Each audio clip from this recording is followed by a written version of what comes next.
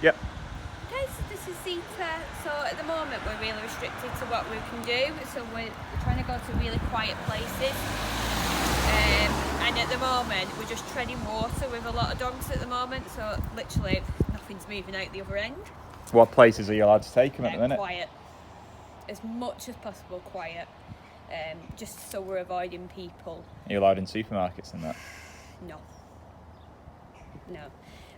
We're allowed to go to the toilet on our own. That's about it. And they're not forcing us to do anything. So if we're not comfortable going into those types of environments, we don't have to. But my dogs are getting on a bit now, and they've had that break over Christmas, so I want to keep them moving as much as we can in safer environments. So this is Zeta. So Zeta's just started wearing a gentle leader. She's not using it because of distractions or anything like that. She's using it, we're using it with her to focus her. So she's not taking in too much of her environment. So if you watch her, she's looking around all the time, and that can interfere with her ability to learn. So the gentle leader does just help that. So she's only had it on a couple of times, so we're not expecting miracles, and there will be the odd occasion where she's a little bit like, ooh, I'm not sure about this. We're just getting used to walking it. You might be able to hear my other dog barking at me across the road. Zeta, come here, sweetie. So Zeta's only just started putting her head in a harness as well. She's a very delicate little girl. Never mind what he's doing. She's listening to her friend barking in the back. Yep. Good girl. Good.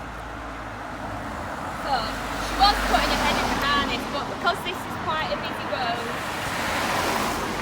and it's a bit of a new place, I'll just accept that. So these are what I use. What we tend to use in training. They're not a kind of It's a collar. Halti. They're Halti Optifix, so they stay open like that, so they're quite good. Yep. So she's giving a consent, which is good. Good girl. You notice I put it on after she's had her head in the harness? Good girl. I'm going to move because Charlie's kicking off. You can see his mummy. So you're keeping one side of the lead attached to the collar? Yeah, because at the end of the day, I don't want too much pressure coming through this. This is exactly the same as this. It shouldn't have loads of pressure through there. It should, so then I can use my collar cues still as well, rather than using my head.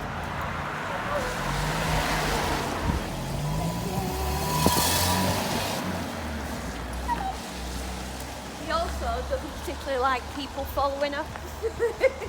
Works well then. She's like, who are you? Who are you following me? So is the lead back most of the time with her? I've just started really putting it back and getting her to do stuff herself. When will you take the lead to help her out? If she's not contributing or she's not taking responsibility, I'll just get the lead and help her. So before the gentle leader, her nose would be on the floor all the way up this pavement.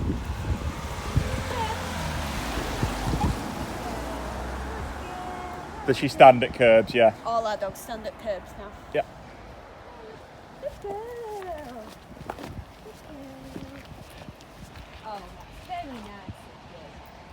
So with this, I know this road's quite dangerous. There's a blind bend there. So I'm just going to drop my handle. I'm not going to do an off curve for this, although I would do normally. I'm just going to walk.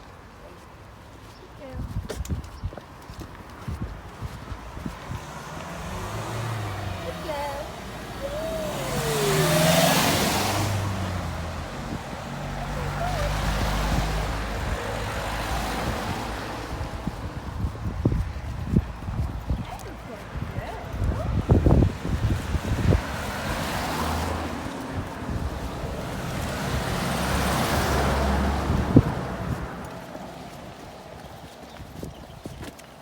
Good girl.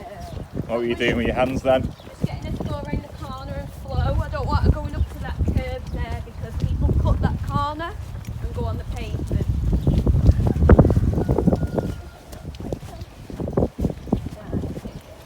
So when we're introducing the gentle leader or the head collar, the walks are really really simple. Good girl, she's like, get away from me.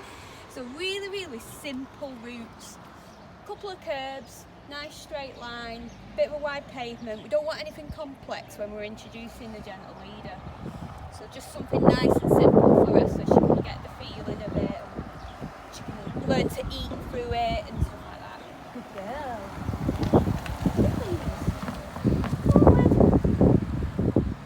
You're not listening. She's listening to birds. Forward. Zita, come on. Good girl.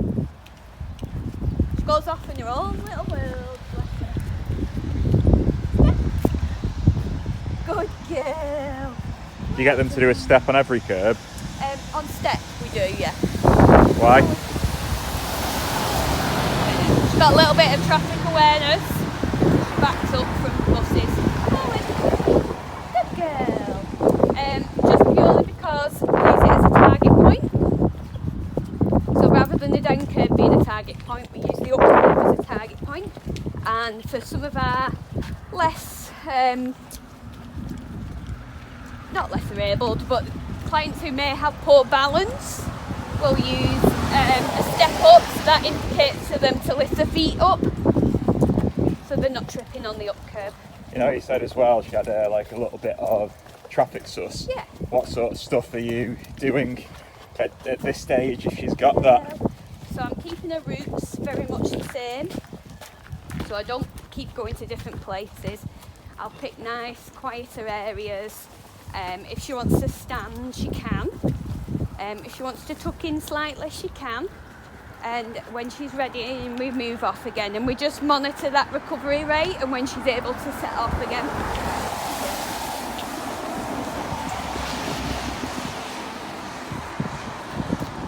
Good girl, well done. Good girl. Oh, oops, I'll get that.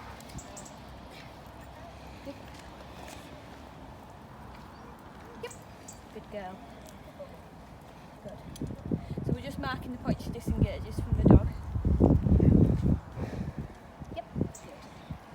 Had a little bit of elevated dog distraction at the beginning. We just worked on her looking at the dog and then disengaging from it. So eventually what she should do is look at the dog, look at me straight away or look away. And that's fine. Oh, good girl.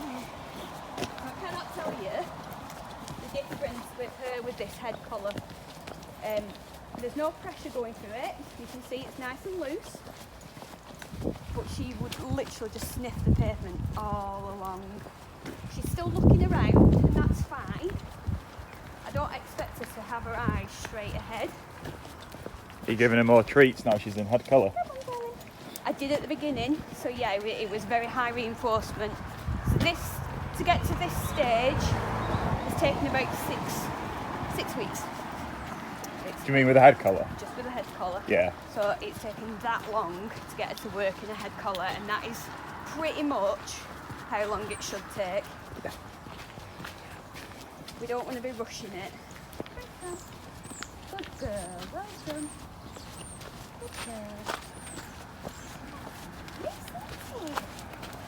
That's a good girl. Normally, this route's really quiet. There's not a lot of traffic on it.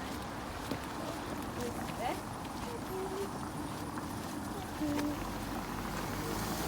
Oh, what a good girl. Why is she stopped there? She's stopping for this because it's too narrow.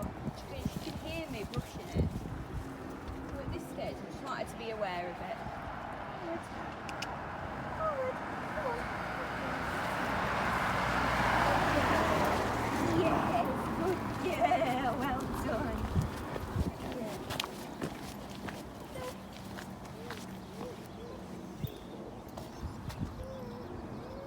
Yep. Good girl.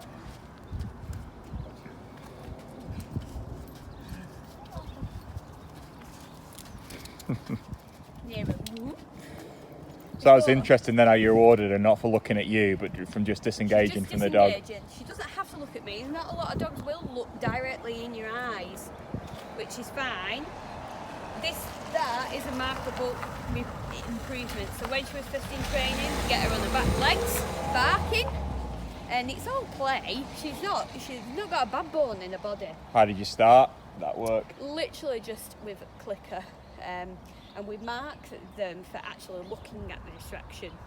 Because if you wait and wait and wait for the dog to disengage, the dog might never disengage at the beginning. So you mark for looking, and then you feed away. Just clocking magpies. This is still quite a new area to her, which is fine. Right, is there anything, the video's getting quite long, so is there anything to finish on? No. Thanks.